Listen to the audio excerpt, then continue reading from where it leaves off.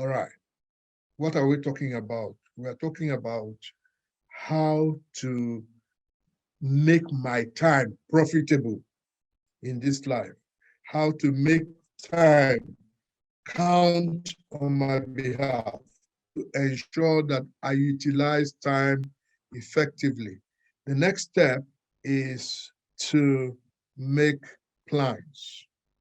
Make plans. Plans will be how you will utilize the resources that you have in such a way that at the end of the day, you will have achieved the goals you set. Okay? So I have a goal to witness to at least one person every week next year. Okay? So how do I plan to make that happen? So I'm going to study personal evangelism. I'm going to buy tracts so as to be giving out to people. I'm going to perhaps buy a megaphone so that I can stand somewhere and preach the gospel. I'm going to set up a prayer team so that I will be praying together towards this goal. I'm going see so that now this becomes a plan. This becomes the utilization of the resources available to you in such a way that you achieve your goal, and through that attain your mission, and through that succeed in your vision. Okay, so make plans. Then, based on your plan, make a schedule. A schedule. All right. What is a schedule? A schedule is something like what we call a timetable. Okay, so from 6 a.m. to 7 a.m., I'm going to be praying.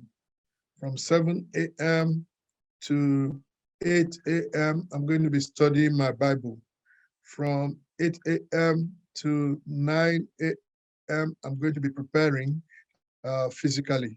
And then 9 a.m. to uh, um, let us say 12 noon, I'm going to make time out to go out and share the gospel with people. Uh, uh, then I'll come back uh, from one to that. Now that's a schedule. You're planning your day. But you see, your plan or your schedule, which is the planning of your time, all right, will be worked out in such a way that you are now working towards the fulfillment of your plan, which will be the fulfillment of your goal, which will be lead to the fulfillment of your mission, which will lead to your vision. So this is an intentional arrangement of my life, such that by the end of my life, I would have achieved the mission that will make me attain to my vision. All right. If I don't do that, then I'm not being intentional. I'm not being deliberate. I am not being wise. If I don't schedule my time in such a way that it fits into achieving the plans I've worked out that will achieve my goals, I will find myself wasting that time on other things that I have not planned for. In fact, other people will plan my time for me. Other people will send me on errand because I'm not doing anything. They will then utilize the time that I ought to have utilized on achieving my own goal, and they utilize my life to serve their own interest. That's what happens to a man who does not wisely plan out his life in a way that we are talking about here. Let me pause briefly and see whether there are any questions, just to clarify the things we are talking about, to make sure that people understand what it is we are laying out. Any questions or comments?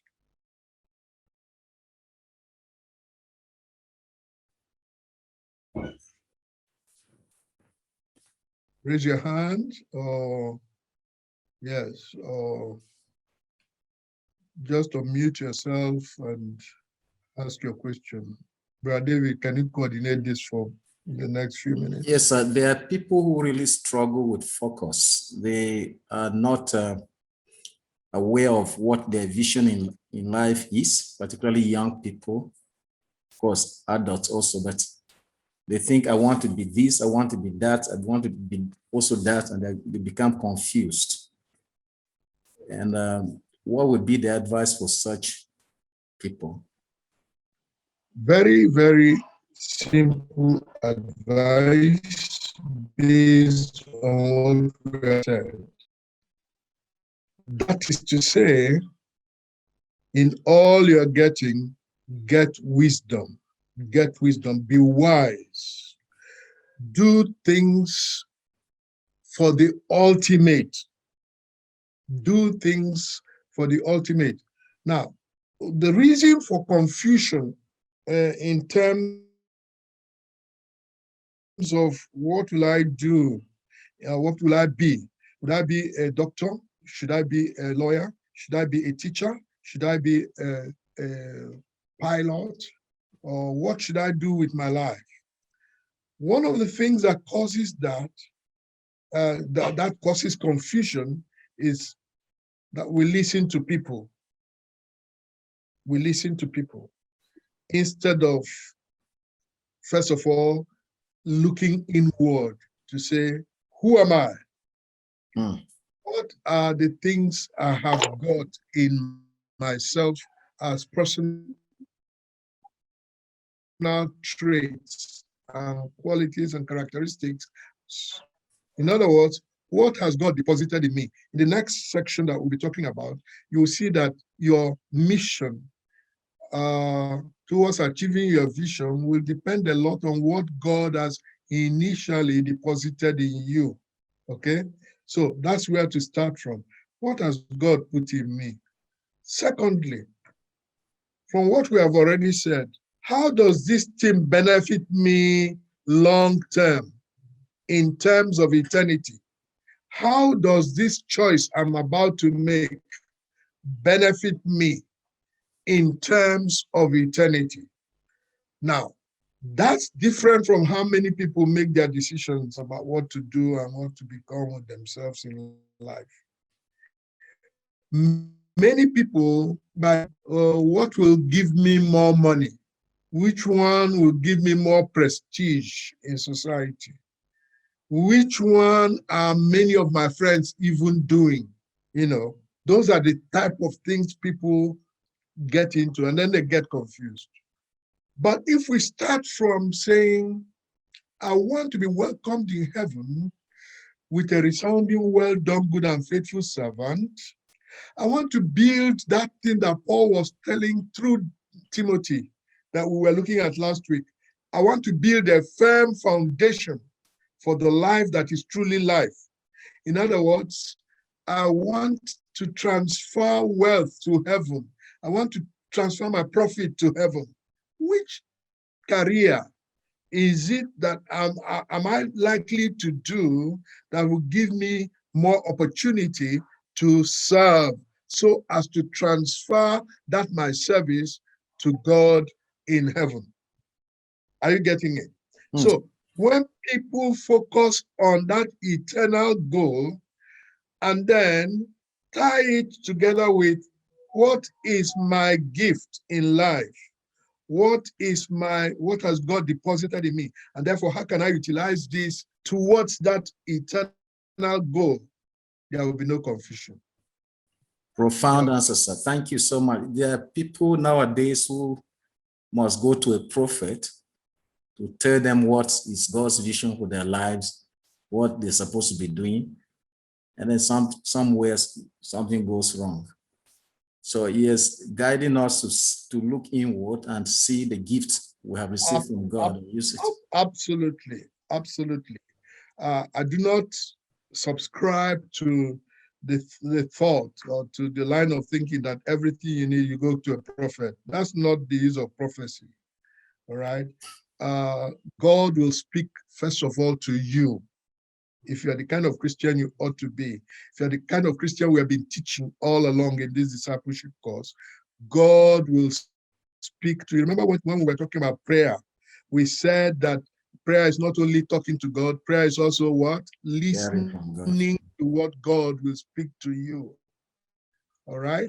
So it's at that time, such times when God is speaking to you, that he will be guiding you as to what to do with your life. Now, that's not to say that it is not good to go to for counsel, and so on and so forth. But a wise counselor will not be the one who will be telling you this is what you are supposed to do, and directing you. That's not counseling. A wise counselor will help you to unearth what it is God has deposited in your heart, will help you to clarify your vision and your mission, so that you yourself can come to a proper understanding of what your goal and direction in life should be. Amen. Thank you, sir. Precious Abam, you have a question? Hello, can you hear me?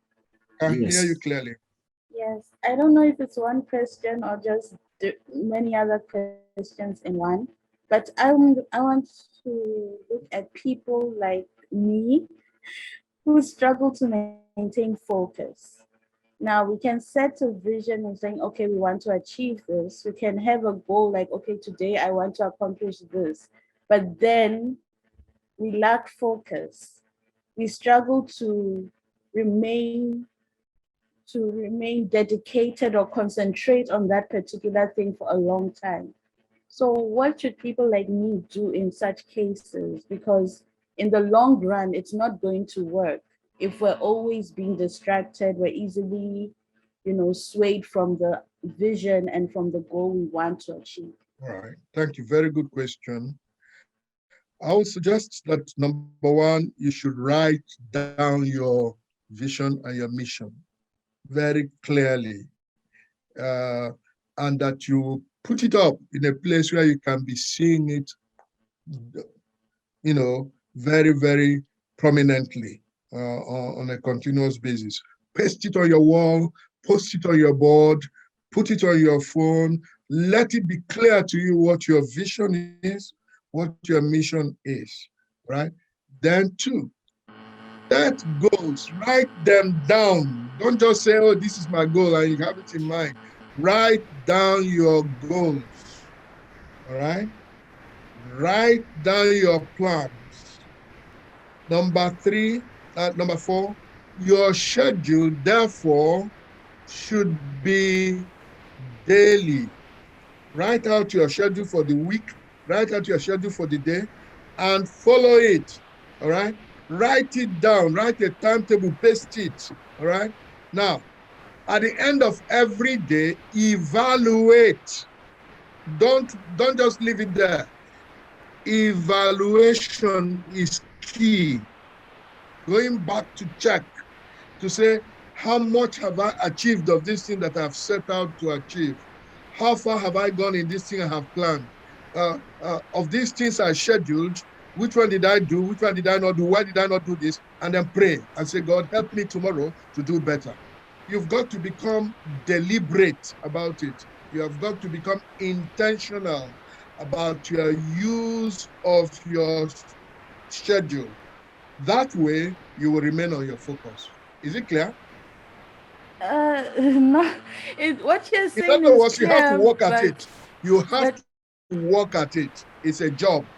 It's a job. I know, but the thing is, there are people who are procrastinators and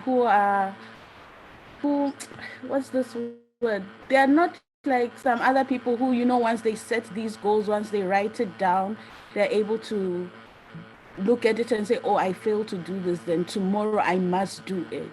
You know, if you understand what I mean. I mean, they Why didn't struggle they? with that Because they part. did not evaluate at the end of the day. The reason they don't, the key reason why they don't, is that they don't evaluate at the end of the day. If you evaluate at the end of the day, you will discover what you have achieved, what you have not achieved, and you can then transfer them to the next day's plan. You see? And don't give up. Don't give up.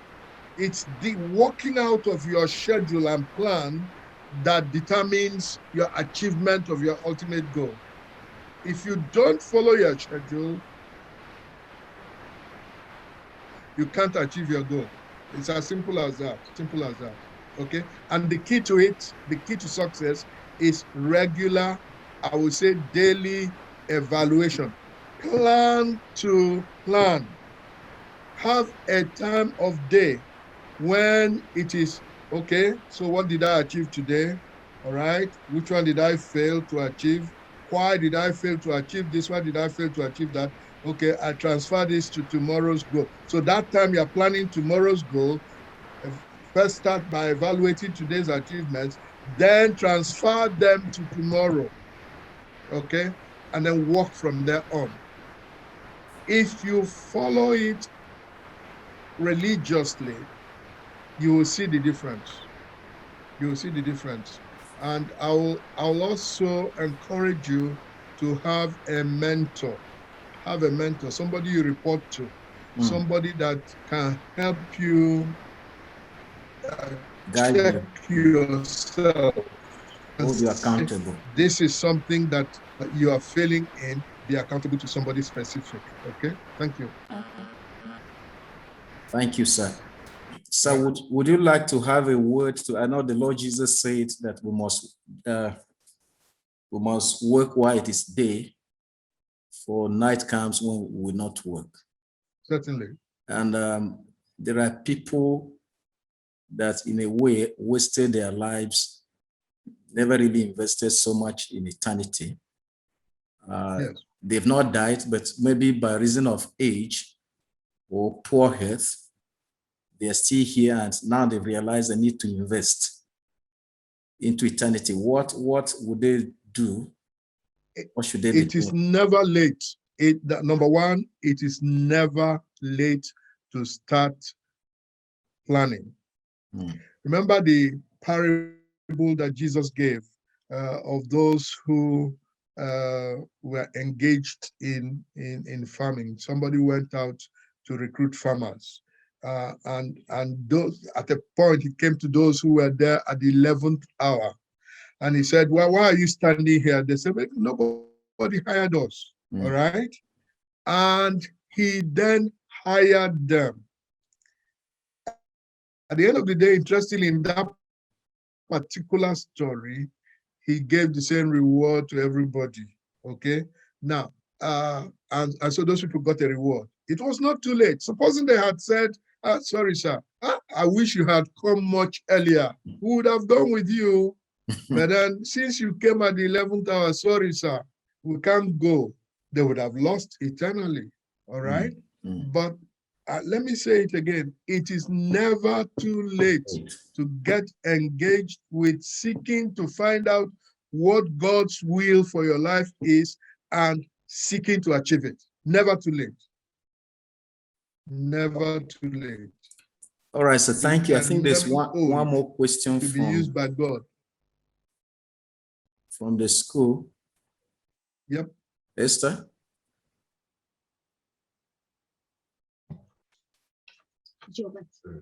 Good evening, sir. Good evening. Good evening, Dino. Oh, yes. Thank you so much. This is so much helpful for people like us who believe that we are called by God and there's like a purpose that we have to really accomplish, because it's very important for us to be walking like being wise and having, or rather making wise steps and all. But my question tonight is, how do we deal, like after you've mentioned that we have to obviously plan and schedule, how do we deal with interruptions like in our plans? like in our plannings and our schedules, when just something just out of nowhere just happens. And then I had a plan that today, this is what I have to be doing and accomplish, but then something then comes and it's sort of beyond my control. And then obviously I have to attend to it. Then later on, I'm somewhere else. Like, how do I deal with coming back to that whole kind of mode? Okay. Thank you, sir. Thank you. Very good question. Plan schedules are not to be set in concrete. Your schedule should be flexible. Okay. So if, for instance, you fail to achieve your schedule, or some items in your schedule, you couldn't accomplish them today, transfer them to tomorrow. That's what I was saying when I was talking to Precious.